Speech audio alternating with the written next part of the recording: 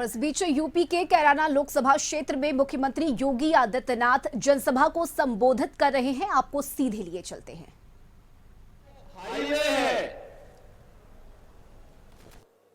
या दिल्ली से देहरादून के बीच ग्रीनफील्ड एक्सप्रेस हाईवे का जो निर्माण हो रहा है, वह इस विकास की धुरी बनने जा रही है। बहनों और भाइयों, क्या नहीं था हमारे सहारनपुर में? मां गंगा और मां यमुना की कृपा थी, असीम कृपा। दुनिया की सबसे उर्वरा भूमि, यहां का मेहनती किसान, जिन अन्नदाता किसान और जिन यहां के हस्तशिल्पी और कारीगरों की कारीगरी के सामने दुनिया फेल थी, जिन अन्नदाता किसानों को स्वतंत्र भारत में पहली बार सम्मान देने का काम किया था, इसी माटी के लाल किसान नौ के मसीहा चौधरी चरण सिंह जी ने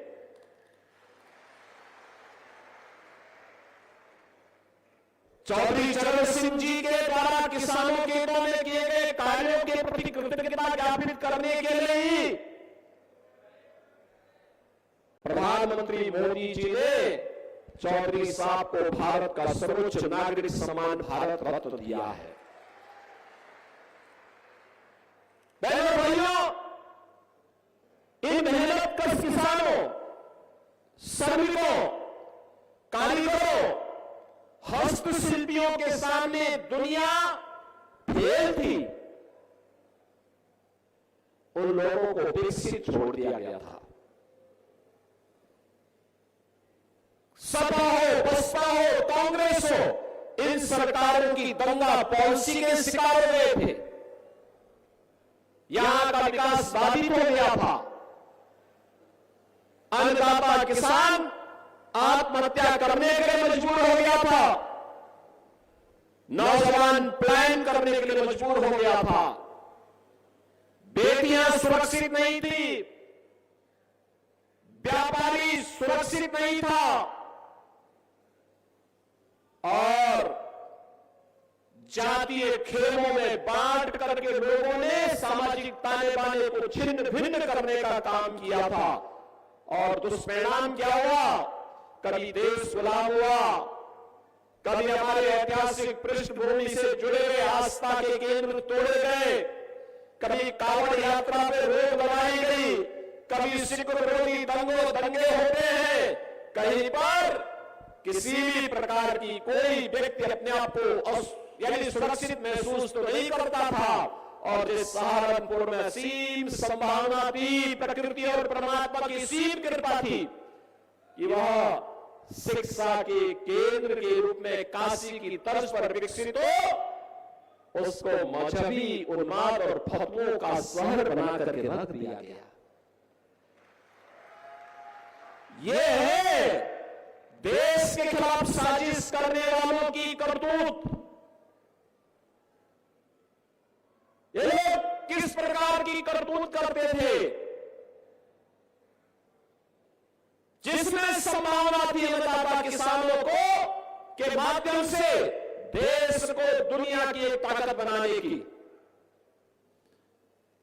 जिन हस्तशिल्पी और कारीगरों में ताकत थी कि दुनिया का सबसे अच्छा कारीगरी दिखा करके वे भारत का नाम दुनिया के सामने करें, जिन नौजवानों के अंदर एक जज्बा था कि वह जीवन के प्रत्येक क्षेत्र में नेतृत्व दे सकते हैं, जिन व्यापारियों में ये हौसला था कि दुनिया को अपने में समेट सकते हैं, इन सभी को एक एक करके दरकिनार करके मजहबी उन्माद का केंद्र सहारनपुर को बना दिया गया।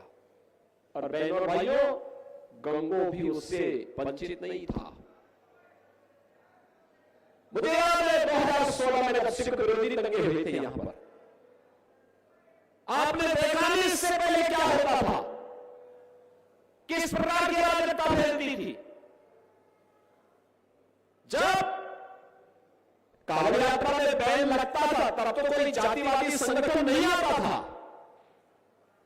सबके मुंह सिलने जाते थे, क्योंकि तब की सरकारें जिन गुंड और माफियाओं के ऊपर संरक्षण देती थी, जिन मजहबी ताकतों के सारे पर कार्य करती थी,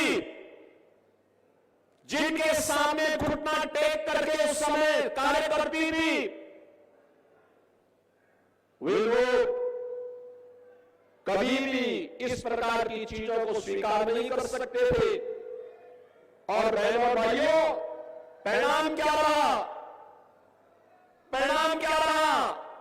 जिस बेटी को अपने मां बाप के संरक्षण में अच्छी शिक्षा प्राप्त होनी चाहिए थी, बेटी तो जब शादी योग्य होती है तभी ससुराल जाती है, नहीं तो मां बाप के संरक्षण में अच्छी पढ़ाई करती है।